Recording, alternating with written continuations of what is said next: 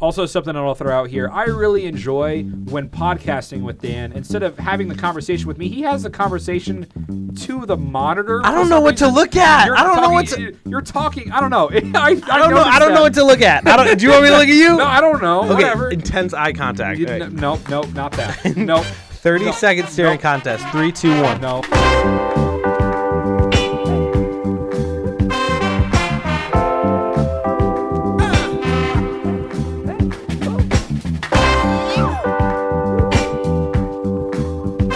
Good morning, evening, afternoon, whatever time it is by you. Welcome back to the Underqualified Knuckleheads. I'm your host, Andy Newman, and joined alongside me is, as always, the man, the myth, the legend, Daniel Keene. We're coming at you for those on the live, but there's currently there's some people. We're coming at you late. This is 8 o'clock, 8:30 at night on a Friday night. Generally, we do this at like 1 or something during the day. Dan is very tired. I'm very tired. I got homework I got to do after this. So we're going to get one out to you quick. Dan, thoughts? It has been a long week. Newman and I are still working out the production schedule. Also, quick correction. It's not the man, myth, the legend. It's the man, the myth, the mustache at this point. Oh. We're keeping with the mustache? I don't know. A bunch of people said the man, the myth, the mustache. Who? So until it gets shaved, it is the man, the myth, the mustache. Okay, I like that. I can get behind that. But no, Newman and I both are very busy as RAs, as department heads. But it's fun though. I'm enjoying myself. I'm loving everything we're doing. I actually am though. That wasn't sarcasm. Sorry. We might have a couple late nights in the future, but that's okay. Yeah, whatever. That is okay. This is for fun. We're doing this for fun. This is for fun. I'm enjoying myself. This is not for a grade. We're good.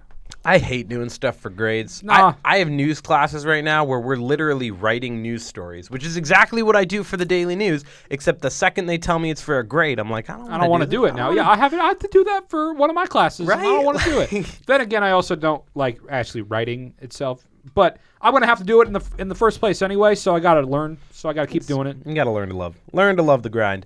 It's actually my second night in a row of late night podcasting.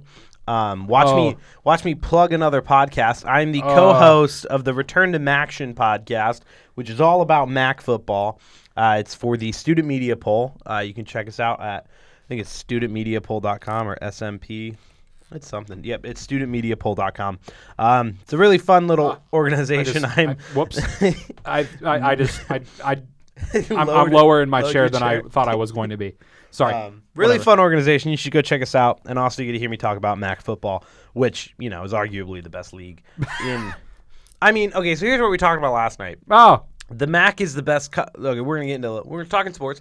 The MAC is the best conference in college football, not because it has the best caliber of teams and players and highlights. Competition? It's the most competitive league in America. Okay. I will stand by that. I like that. The team that won so Ball State won in 2020, which nobody predicted. Then in 2020, going into 2021, in 2020, Northern Illinois went 0-6, came back, won the whole darn thing. It's that level of parity in not the NFL in the MAC that really blows us off. Mid-American Conference. Mid-American Conference. Get you some MACtion. Anything but mid. Anything but mid. But a thing coming out of the Ball State news cycle for Ball State football sounds like we're going to be playing probably second or maybe as of right now currently the best program in college football. The Georgia Bulldogs for one of our games next year. We just lost to Tennessee by like 50, and we didn't even put up any kind of fight. I love Ball State, love our guys, love Mike New, love the whole crew. But if we're playing Georgia, what are we gonna do, Dan? You really just threw them under the bus there, Newman. No, I love them. I don't disagree. I do not disagree. I love them to death. I think they are. Go Cards. They can be a good football team. I cover them as an unbiased you're beat journalist, writer, yeah. And what I've learned as an unbiased journalist is that there are a lot of inconsistencies on the field, and that's gonna plague them for as long as it will. But yes, Georgia. They will be playing the Georgia Bulldogs. They will be going to Athens. Well, they, as in, I will also travel. I'm going to try and travel now. I'm putting my name in the hat. I'm going to talk to Lisa Renzi Rhodes, and I'm going to say, hey, can I grab a camera, and can you pay for my hotel? And can we go? It's a little bit more complex than that, but I'll figure it out. We can make I want to try. That's what I love about student media at Ball State. If you have the drive, if you have the talent, which Andrew Newman totally has that talent. Let's be real, guys. If you have the drive and the talent, and you're willing to work hard, we'll make sure you do the things that you want to do here. And they're playing Kentucky week 1 and then Georgia week 2. So it's back-to-back SEC teams. Me and the group I went to Tennessee with, which is Kyle Smedley, the DN's news editor, Amber Peets, the DN's photo editor and design editor. But she sounds great. Awesome. Amazing photographer, amazing designer. And JC Bradley, who's the associate photo editor, also just happens to be an amazing photographer as well. That was the crew that went to Tennessee with me. Went to Tennessee with? Yes. The Tennessee group. The Tennessee gang. We're planning on – so Georgia, we can apply and figure out the funds and see if the school will send us to Georgia. But the Kentucky one, it's only 3.5 hours away, so we're gonna drive down there on our own dime. It's a midday game, so we're just going to go there and come back. That sounds fun. I'll chip in gas to get myself to and from Kentucky for a game like that. Well, yeah. So let's transition. Yeah. That was a cool opening intro. Just a little bit of update on Ball State and our mental capacities right now. Ball State football does play Murray State tomorrow. I'm not saying I predict scores, but it's a non-conference opponent, and it's kind of how like Tennessee pays for Ball State to come play them so that they can get a win. Yeah. In this case, generally, Ball State is paying the Murray State team to come and. Ball State is paying Murray State? Yeah. Oh, like the pay-to-play thing, FCS school. Yeah, so let's talk about buy games for a minute. I wrote a whole article on it. When it comes to buy games, big programs, Georgia, Kentucky, Tennessee, will pay smaller programs, Ball State. We saw it with Cincinnati a couple years ago, Appalachian State. Notre Dame will play Marshall. They will pay another program a good sum of money. In Ball State's case, when they played Tennessee this season, it was $1.5 million. And I'm sure it's going to be more from Georgia. It's probably going to be around that. Oh, really? It's probably around that SEC money. That's the going rate. It might be a little more, because it's Georgia. But that's what I was thinking. They will pay that team a large sum of money to come play them. And because that team is generally lower, I think Murray State's an FCS school. FCS, yeah. Lower division. And for people who don't know, FCS is Football Championship Series. Yes. There are two different divisions within a Division I of football, or Division I football in the NCAA.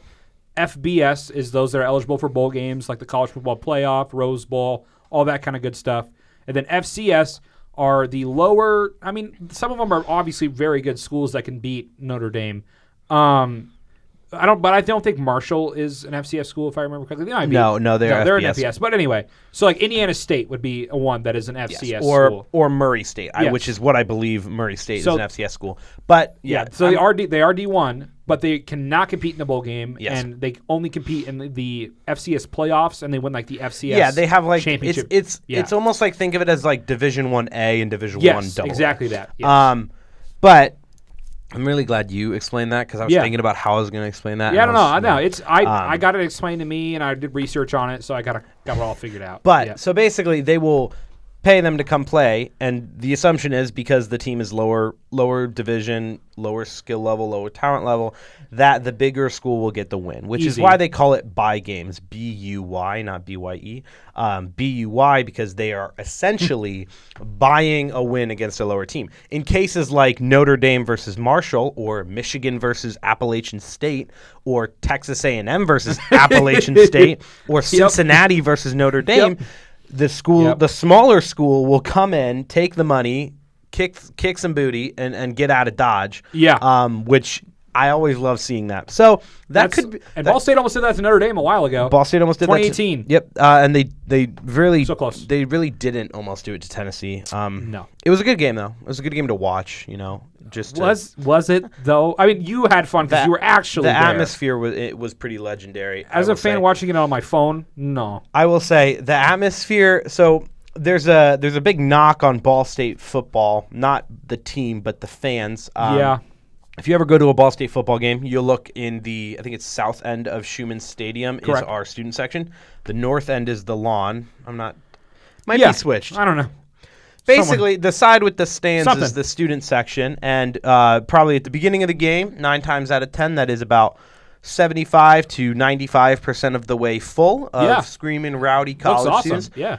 Generally, half of that by halftime, and almost none of that by full time. Correct. That rings true. That rung true in Tennessee. I don't know if it was because it was like a first game of the season non-conference game, but about third quarter, half the fans were gone. I mean, they're like 8th string was in by that point. No, so. their starting QB was still playing. Were they really? They were doing some stat padding. I mean, okay. College football is so much different in the NFL in that aspect. You know, it's stats and everything having to matter, and like how margin of victory. Mm-hmm. That's a different thing you have to worry about. Like, obviously in the NFL, you can win by a point, and it does not matter. No the one win's cares. a win. But if you win by a point against Marshall, let's just keep going with that. In the FBS NCAA, completely different. What are you laughing at over there? So my friend Darren, he's my 40-year-old golfing buddy. He's at a concert right now. Oh. And I was texting him before, and he goes, "You guys recording?" And I was like, "Oh, yeah, we're going to record a little later." So Darren is now in the live. Wave to Darren. Shout out, Darren. And he is a little upset because he's at a concert, and we started the live, so he can't watch it right now. Sorry, bro. It's okay. Sorry, bro. We'll make it up to you. Sorry, Darren.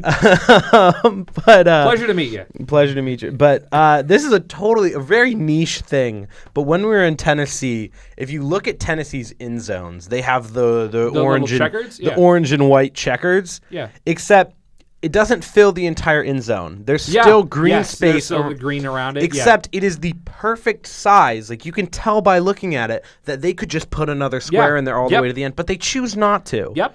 And I hate that. I don't know how you could have an extreme reaction about that. I hate that. Like, that was the smallest thing. That was the smallest thing, and I really didn't like it. Also, something I'll throw out here. I really enjoy when podcasting with Dan. Instead of having the conversation with me, he has the conversation to the monitor. I don't know what to look at. I don't know what to. You're talking. I don't know. I don't know what to look at. Do you want me to look at you? No, I don't know. Okay, Whatever. Intense eye contact. Right. Nope, not that. Nope. 30-second staring contest. 3, 2, 1. No. Okay.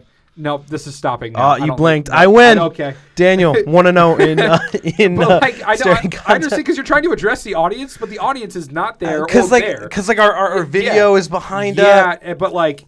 You guys are getting a real personal. Sometimes you get a lot of sports in the podcast, but this time you're learning a lot about Daniel and Andy. All right, let's just recap. Just one more thing. Notre Dame, you broke my heart this weekend. Didn't watch a single second of the game because I was out filming some Ball State football. Also broke my heart, losing by a touchdown. But Notre Dame, what in the world were we doing? Marcus Freeman, I am just so disappointed with your first 3 games as the head coach of Notre Dame Fighting Irish football. I was absolutely tickled pink. I don't like you. It's just, and then Buckner is out for the season now. We lose to Marshall. How does the season die? I got another difference in NFL and FBS football and college football is you can lose the entire season. The season is over after one game. Our season is over.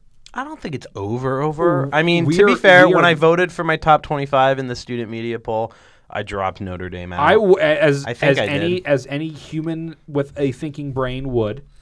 Notre Dame season is over. It's over. I don't care if we win a bowl. Here's my thing. We shouldn't win it. We won't. Here's my thing. With all respect to Freeman coming in, it's still Brian Kelly's team. If that makes sense. I know. Especially in college football, when you've got a guy who's at a team for a long time. Yep. The next year, the next 2. That's why you should always be very, very wary. I mean, this is my advice to any coach who ever wants to coach in the NCAA. You should always be very wary about taking a job at a program after a long-time player. The guy who replaces Nick Saban, long-time coach, yeah. I will say, guy who replaces Nick Saban, he is not going to last. The guy who replaces Kirby Smart, he's not going to last. Not because they're probably a good coach. They are, yeah. Them, could be a woman, could be a man. Who Sorry, knows? I feel like I've just been said he a lot in assumption, which. Well, whatever. Yeah, Sorry. we understand. We understand your thought process. Yeah. But the individual coming in is not going to do well, not because they're not a good coach, not because they don't deserve the job, but guy who It's not replaces their program. Yeah. person who replaces Bill Belichick, not going to look good at all. No. And it's because they've been these coaches have been there for so long, and they've made so much of a cultural, tactical style impact on a team that they don't look good. My favorite team, Arsenal, they had Arsene Wenger for 20 years. Amazing, legendary French coach. The guy that replaced him, Unai Emery, he only got 18 months and then they sacked him. Not because he's a good coach. Yeah. He went on to win the Europa League with another team, but he's not a good coach. He didn't look like a good coach in comparison to this legend or in comparison to trying to change the culture to make sure it's his and he can be successful. So I think you don't douse him too hard just yet. I'm just disappointed. The Oklahoma State game just really killed my spirit, to be completely honest. So there was already a little bit of bad taste in my mouth going into this year. And then we put up a good showing against Ohio State. It was just disappointing that it just kind of flamed out at the end there, which, I mean, whatever. But losing to Marshall at home that was bad. Is just deplorable. That was bad. It's not good. It's not Notre Dame football. It's Notre Dame football with the Sean Kaiser football. That's what it is. And I don't want that era ever again in my life. I will say, kind of on topics of our favorite sports or favorite college teams, my favorite team, Michigan, I want to call them out a little bit because some schools with their non-conference schedule, they oftentimes try to play a big school in which they can make an impact, make a display of performance. Cincinnati likes to play those big schools when they're out of conference. Michigan's first 3 non-conference games before heading into Big Ten play. Maryland's Big Ten, yeah. Okay. Yeah. Before heading Correct. into Big Ten play, Colorado State. Yep. Hawaii. Yep, I remember Hawaii. UConn. Isn't Hawaii like one of the worst teams in the NFL? Or one of the worst teams. FBS, Colorado State, yeah. also one of the worst teams. UConn, also one of the worst teams. I'm not saying that you need to be playing teams like Alabama in your non-conference schedule, but I'm saying Michigan Athletics for picking this as their non-conference schedule is cowardly. I think it is the number 4 spot in the rankings, trying to keep hold of that spot by blowing the doors off teams who have no business playing them. Yeah. I think it is. I think next year I want to see, I think we already have their schedule, but in future years, I would like to see Michigan challenge themselves a little bit. I want Jim Harbaugh to put on his big khakis and challenge some his big khakis. I like that. Speaking of Jim Harbaugh, though, do you know his daughter has a TikTok account? Oh, no. And she posts videos of Jim Harbaugh on vacation. And it's like they were the getting ready to go to the airport with Jim Harbaugh. He's mowing the lawn at 8:30 in the morning. He gets there 4 hours ahead of time. He's laying down. That sounds. He won't take off his so Michigan gear. It's I'll send you the video, but it is and you scroll through it. There's 10 different Jim Harbaugh videos, and I love it. I will say though, imagine having that problem with your football program, but then doing that exact same thing and losing instead of winning by 50. Yeah, that's a different story. Yeah. That is the situation in which I am in right now as a Notre Dame Fighting Irish football fan. Why? Moving Why, over, God? Yeah. Moving on to the professional game. NFL. Let's do some more complaining about my favorite teams. We're just going to title this episode Andy's Aneurysm. Why? It was a great week. It was a great opening week. Fun. Oh, I love the NFL. I enjoyed it. I'm so glad. I'm so Very happy. happy it's back. I'm so happy to be back. It's great. It is just lovely. It is beautiful. It is amazing. It is the best of the best. Not the Browns. It is the best of the best. Really just going out there and playing some ball. You know what wasn't great? The Colts? No, the hours, yes. But the hours from 1 o'clock to 4:30 when I thought that I was about to literally destroy every single piece of property that was around me. Okay, wait, real quick, before we get to how badly the Colts pissed Andy off, let's talk about NFL Red Zone and NFL Direct or NFL Sunday Ticket absolutely squattering. Oh yeah, I couldn't get my game on. That sucks. I pay $30 for that. And it's not a lot. People are mad. But people are mad. Because Red Zone wasn't... Because you texted me and you were like, Red Zone isn't working. Nope. And I was like, I can't get DirecTV to work. It wouldn't work on any browser, but I managed to get it working on my phone. So I'm sitting on my bed like a 12-year-old, crisscross applesauce, watching the Lions. DeAndre Swift run all over the Eagles' defense. But it's just football's weird when you have to watch it on a phone when you have a TV or you have a laptop. Like it's okay watching it on your phone at like a funeral, just like pull it out, check the score. But like if you're in I didn't mean a funeral. I meant a wedding. I meant a wedding. I mean, let's be real. You've definitely been at a funeral or a wake of some sort, and you've pulled out your phone to check the score. You don't love your team if you haven't done that. Thankfully, I don't think I've ever had that issue. To know that you have and you've taken. I don't think I have. No, measures. Actually, I don't think I have. Okay, not in. I mean, I feel like it's just culturally understood that people have done that. What I have have done. Yes. When I was younger, I used to swim on the swim team, and at one of the swim meets we had, there was a tornado. Ooh. Like so, if anyone from Michigan remembers the Dexter tornado, I was at a swim meet in Dexter, and we all had to go to the locker room and hide and basically, Dad brought out like a big bag of like trail mix or something, and he's holding up his laptop, and he's got some random NBA game on. And I just remember, like that's my core memory from that night, being scared out of my mind and watching NBA basketball in the midst of a tornado. What an interesting anecdote. This is gonna be a lovely episode. We just veered way off. This is gonna be a lovely episode of the podcast. We just veered way off. Anyway, back to the Colts. I'm gonna make it brief a little bit. I was disappointed in how Matt Ryan was handling the ball. Mm-hmm. He had a lot of miscommunications with Ryan Kelly on snaps and everything. Was fumbling the ball a little bit more than I would have expected my veteran quarterback of 14 or so years to be doing in a game. But to his defense, he had absolutely no one to throw the ball to. Alec Pierce looked like he was running around with his head cut off and had no clue what he was doing.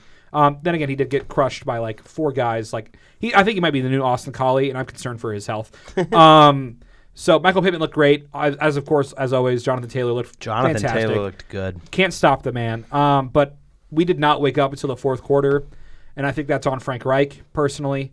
We either are up until the fourth quarter or don't wake up until the fourth quarter. Neither one is good.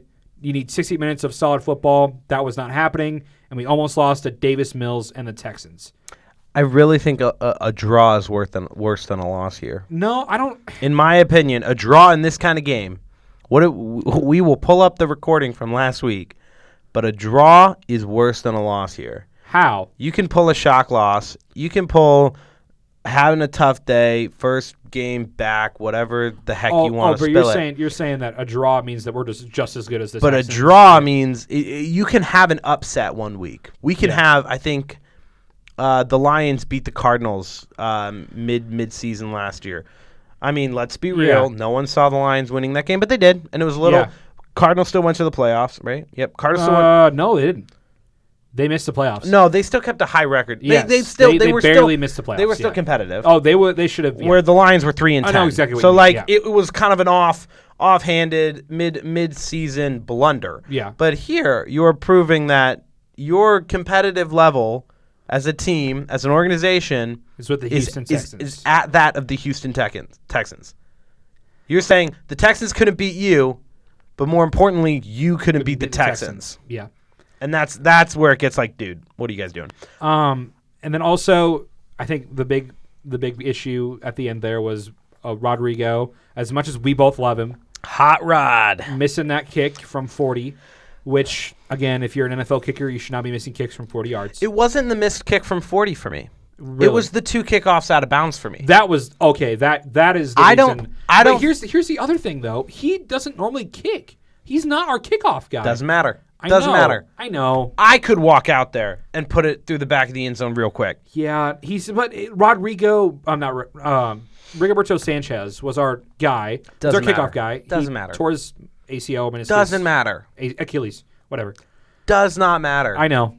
And at it needed to be the end done. of the day, the Chiefs' safety did it better than Rodrigo Blankenship did. He did. I get it if you want to try to pin the team, if you want to put it in the corner, you want to maybe throw a pooch kick in there or squib it, waste some time. But the fact that in that situation, he's not your regular starter. Just tell him to put it through the back of the end zone, and he puts it through the back of the end zone. He should. He should. Yeah. But he kicks it out, bounce twice. I think if he doesn't do that, he still has a job. I think so. I think missing a 40-yard kick late in the game, overtime, it's happened. I think Chris Boswell did it a bunch. Justin Tucker has had kicks like that where he's missed them, and he's the best kicker in the league by far. But it's the 2 kickoffs. Yeah. Did you see the picture of him practicing at Grand Park by himself in Colts gear? Yeah. Oh, I feel for the guy. I wish all the best to Hot Rod, but I think he'll find himself on a roster. I hope so. But I just don't think it obviously didn't work out. Obviously, and that's disappointing. Didn't work out. Oh, it was Matt Ryan's.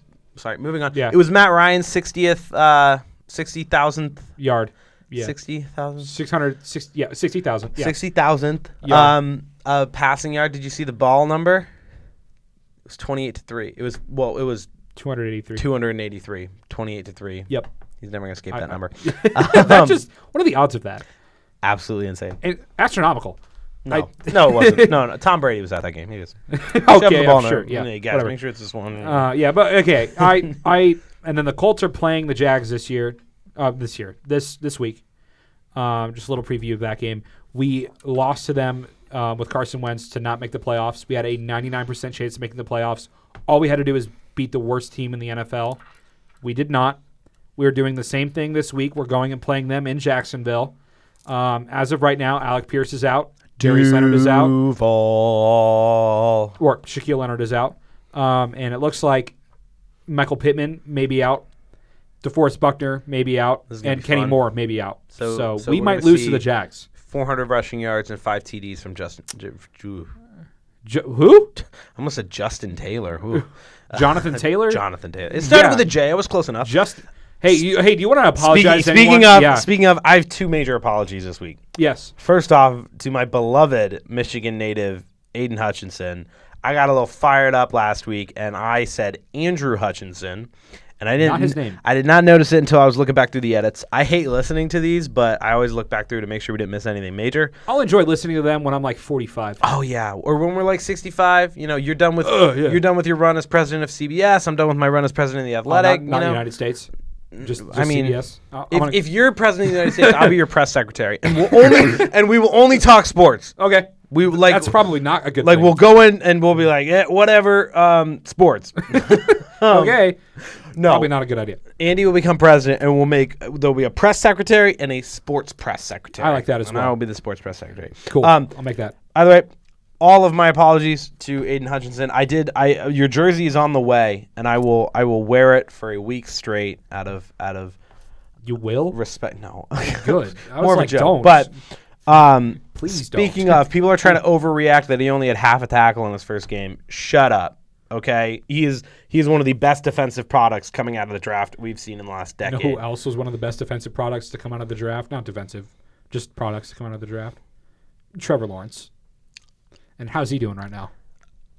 I think you should save your words until next week, actually. Hey, we'll see. I really don't think you should say anything I know, about Trevor Lawrence right now. I just screwed myself. That's not good. First, I shouldn't have said that. Aiden Hutchinson, terribly sorry. Second, this one pains me more than you know. Da Bears. To all the Chicago Bears fans in the world, including Zach Greer, Vinny Monterano, George Wendt. Noah Shear. Who else? We know some Bears fans. Some other guys. They only come crawling out of the woodwork when they win. Just saying. all the Bears fans that I know, I made a joke about the Bears being the Bears and not being good at the football, and they really proved against the 49ers this weekend that they were good at football. And I'm so terribly, terribly sorry. To the Chicago Bears fan base, to the Chicago Bears. I'm also sorry to their fan base about the horrible field that they have to play on. That was disgusting. I think that's the only reason they won. Yeah, no, Screw it is. No, I take back that apology. No. I take back that apology. No, you only won because it was a crappy field. No. You only won because Soldier Field cannot be well maintained. No. I will stand by that. No, that was really horrendously bad, though. But it was cool seeing Justin Fields like slide across it and then get up and like. The fact that there were like a dozen photographers in that end zone, and none of them got like a head-on picture of him selling. They all got like one from like a slight angle, slight side. What are you guys? What are you doing? What are you doing? Not be good at their jobs, clearly. But the video was really awesome. Yeah, no, sick. Got it from the corner of him sliding in. Good moment for Justin Fields. Good moment for the Chicago Bears. Da Bears. Da Bears. Do you know who George Wendt is? I do not. He played Norm in Cheers. And, okay. And he was on the famous Da Bears sketch. So at SNL. There we go. He's the Da Bears guy. So let's talk next week. Okay. And instead of talking, you're not gonna debrief Lions or anything. Just okay. happy. So I got quick. Yeah. I got 30 seconds on the Lions, and I don't want to talk about it a lot because I don't believe there's much to talk about. 30 seconds go. The Lions had a great performance. The Lions performed really well. It wasn't Philadelphia came in and beat Detroit. It was Philadelphia survived a trip to Detroit. Yep. That was a good game. I saw good plays all around, and at the end of the day, it came down to a couple things: a couple penalty calls, couple moments where we weren't on our game. Outside of that, this team is looking good. Hard-nosed football. And at this point in time, I'm feeling very confident about my bet with Andrew. I'm not, but that was almost exactly. That's 30 seconds. There we go. Great. I mean, cool. Like to see it. I did not go back to see how much money it was, so we'll find out at some point.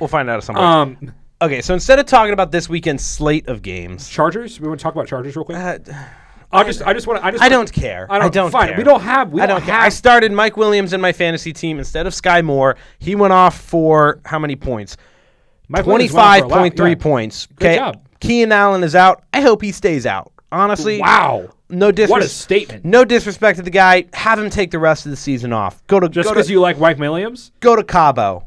If Mike Williams is getting 25 points a game, very passionate. Keenan Allen can go to Cabo and have a couple Ronas on the beach and just enjoy life. Okay. I will pay his salary. Nope. You don't have money to back up that statement at all. That one's immediately taken it back. Immediately take that one back. Anyway, you could clearly tell at the end of that game last night that Justin was hurting bad. Oh, yeah. And I feel for him. Bro is an absolute stud on fourth downs. Congrats to him on – he had a broken rib. He had some sort of fracturing of the rib whateverness. The Kurt Angle broken freaking neck. Won a gold medal with a broken freaking neck. That's a WWE thing.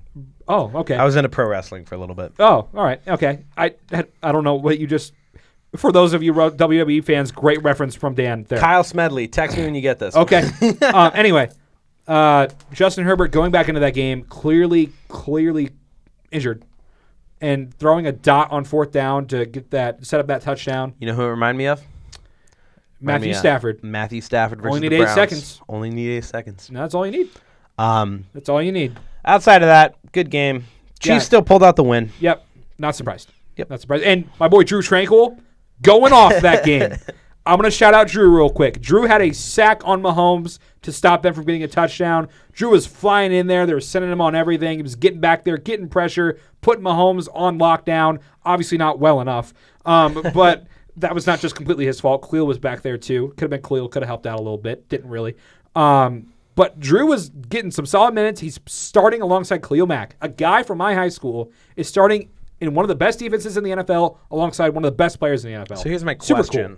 How well do you know Drew? I've had like 2 or 3 interactions with him for like long periods of time.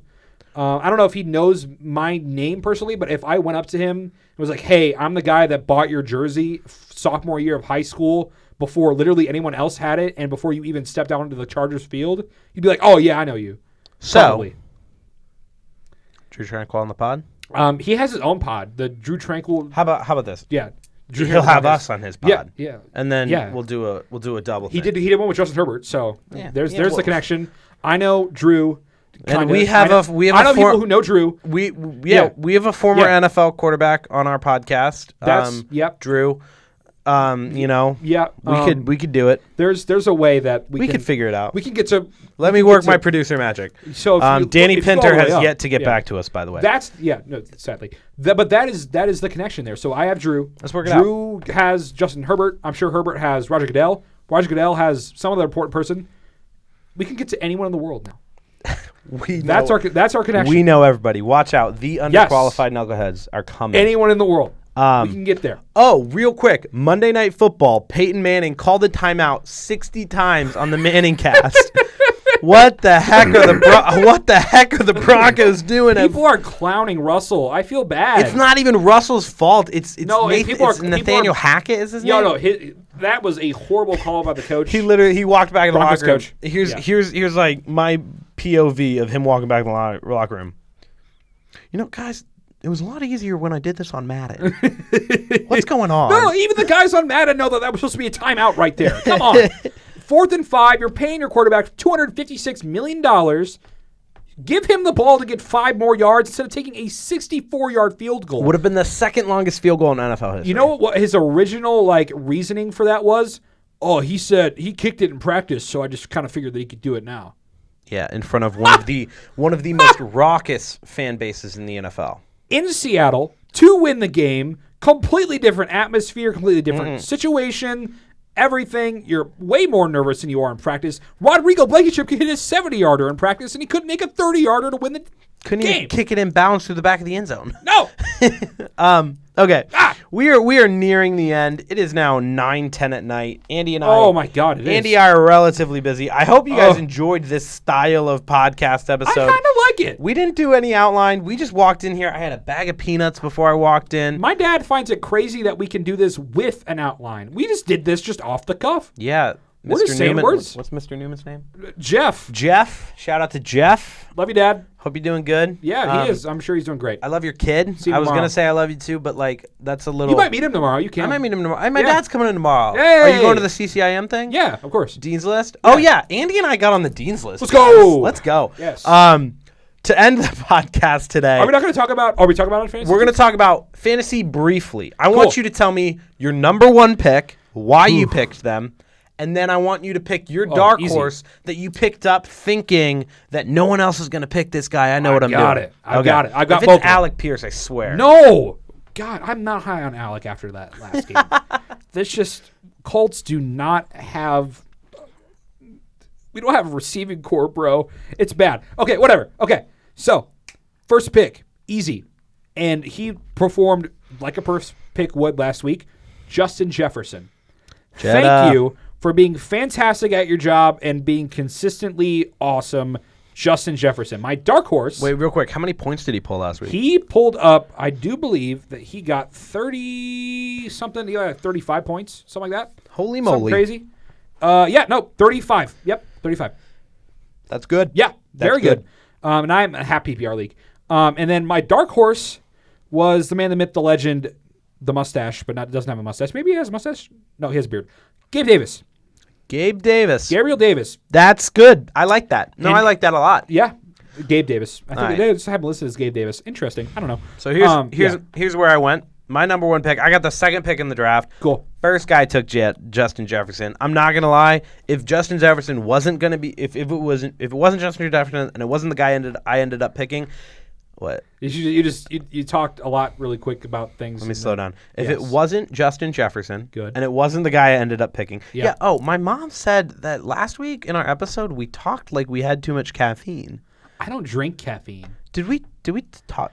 I really don't. Let us know in the comments of the video if we talk too fast. You can, there is a little control that you can make us talk slower.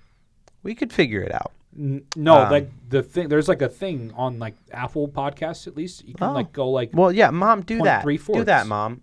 Do it. And then give me a call. I miss you, Mrs. Keen. It's Ann. Ann. Okay, so I haven't met her. I'm from a family where it's Mrs., Mr. It's Mrs. Yes. It's Mr. and Mrs. Before I get to know them. Before they tell me otherwise. Yeah, exactly. See, I met my partner's parents. It was Mr. and Mrs. until they said, "Oh, you can call us this." Shout out Brooke, by the way. Shout out Brooke. Shout out Brooke. Awesome girl. Okay. Indeed, she is. And we need to wrap this up. So we need to wrap this up. First, my first overall pick, it was Cooper Kupp. Yeah. I think Cooper Kupp is there's no debate. If he underperforms this season compared to last season, he's still bagging 20 to 25 points a game. W. And look at his injury record. What was your pick, by the way? What? Pick Second. 2? Okay, that's acceptable. Yeah, because the guy ahead of me took Justin Jefferson. I was Justin Jefferson at 5. So That's a good steal, honestly. Yeah. But Cooper Kupp, look at his injury record. Does that guy miss games? No, he does not. wait, hold on. So do you pick Justin Jefferson at 1 in your league? I think they picked Justin Jefferson to look. I'll have to look back. What? But it was Justin Jefferson at 1, I think. Because it was either Justin Jefferson or JT. JT would probably be makes the more more likely sense. pick. We'll see. Justin Jefferson was a top 5. So was JT. So was Cooper Kupp. Of course, yes. And then my dark horse, who I picked up late, which I was really surprised I got him this late. Yeah. Julio Jones. Oh, He's up in Tampa Bay. He had a good first out. So we have a PPR league with my sports section. That's the kind of the main league. Everything else is just kind of for fun. I'm talking about my league with about 12 of my friends back home. In which he loses $50 every year. No, we upped it this year, and I got second last year. No, second to last. Sorry, I took it. Yeah.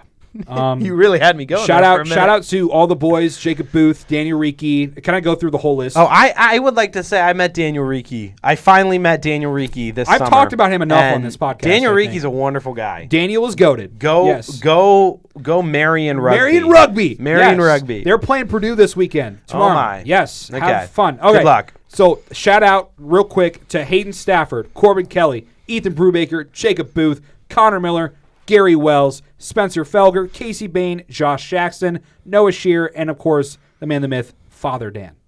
Father Dan? That's his name at Marion because Is he a priest? no, it's a Catholic. He's not Catholic either. I don't know why. Okay. It's never been explained to me. What I was going to mention is my league. It's a PPR league. It's my sports section, except due to A, scheduling reasons, and B, I really didn't want anybody complaining about not knowing who they picked this year. Yeah. I gave everybody the first week of games. That which is unorthodox. It's very unorthodox, but I gave everybody the first week of games to scope who they were thinking about, watch them play, learn a little bit, and now. And actually, okay, so if your first round draft pick Was has an Justin. absolute sitter throughout the year, yeah. then it's not my problem. You You say saw sitter? them play. You say sitter? Sitter. Good. Sitter. Because if hopefully maybe can we talk about what this may be? People maybe. Oh yeah, you clicking guys on might us? be able to find us on the ballstateDailyNews.com sooner or Woo! later. No, but what I was saying, Yeah. if your first draft pick has a sitter throughout the season, you can't tell me I didn't know who I was drafting or he looked better on paper because you watched them play at least one football game. Yeah. And if you didn't watch them, that is not my fault. Yeah. And we do like a nice little trophy that I buy on Amazon. I got this one. It Tell looks me how much that is like because $30. Oh, send me the link. Okay. Send me the link to that, Okay. please. And send your friends the link to the Underqualified Qualified Knuckleheads Knuckleheads podcast. Yes. Thank you all for joining us this week. Andy and I have homework and then bed and then Parents' Day tomorrow And then football and football. and programs for. But- All right. Yeah. Yep. That's what it is. busy, but we still make time for each other in the podcast, which gotta love it. Gotta love the life we live. Thank you all for joining us. We hope you had fun. Always sound off in the comments if you have any ideas about what you want us to do. Make sure you follow us on our socials. Yes, they are all different, but if you just look up the Underqualified Qualified Knuckleheads, it'll pop up. It'll be there. Awesome. And we will. Do you whisper? See you next. Yeah. I always do. You see can you- do your own thing. see You you want to ne- do your own thing? See you next week. See you next week. See you next week. Okay. See you Next week. See you next See you week. next week.